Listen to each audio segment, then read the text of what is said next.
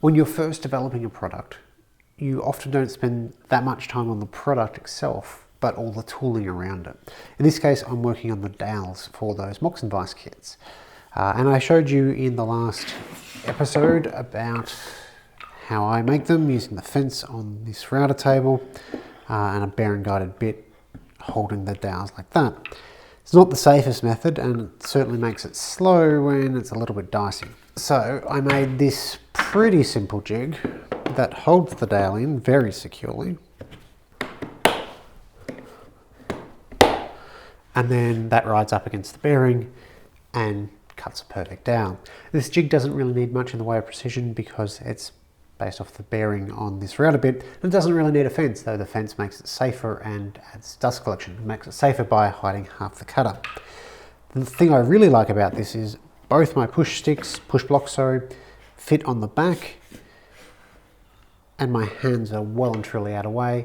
And I've actually got more control than if I was holding it by fingers or with the two push blocks directly on the piece of wood. So I do one side, release the clamps, turn it around, and continue. The only downside to this sled is that it requires a very specific length, and in this case it happened to be 345 millimeters rather than 350 or something. For my use for the moccasin vices, this would actually give me a 250 mil dowel. I think I can get up to about 260 mil in it, and that's perfect. You don't necessarily want gigantic screws because you're not going to use all of the thread. In this video, I'm going to go through the jig making process. It may not be specific to what you want to do, but the process may be helpful for other jigs and fixtures that you need in your workshop.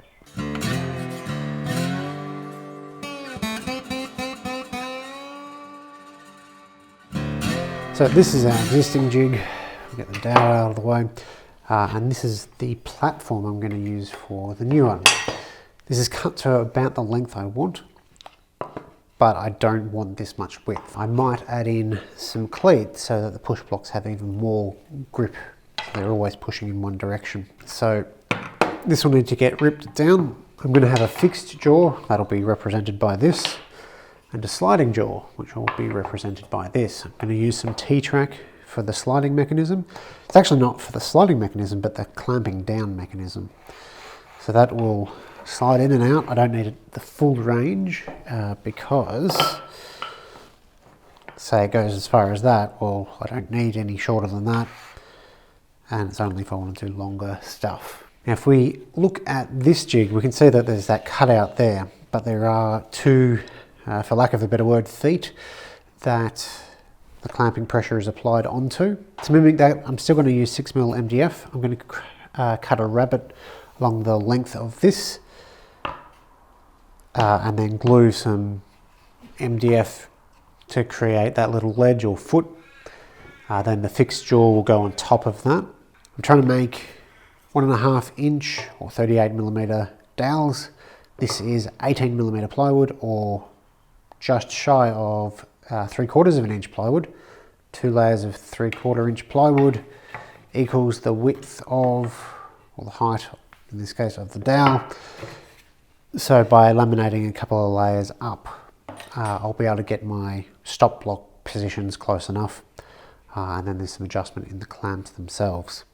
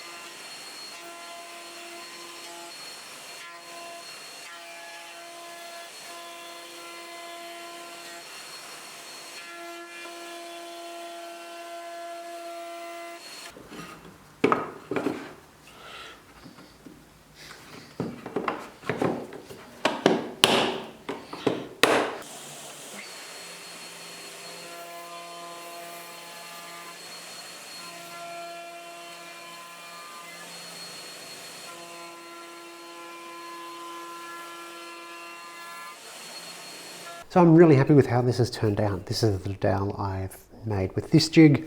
This is the one with the prototype jig.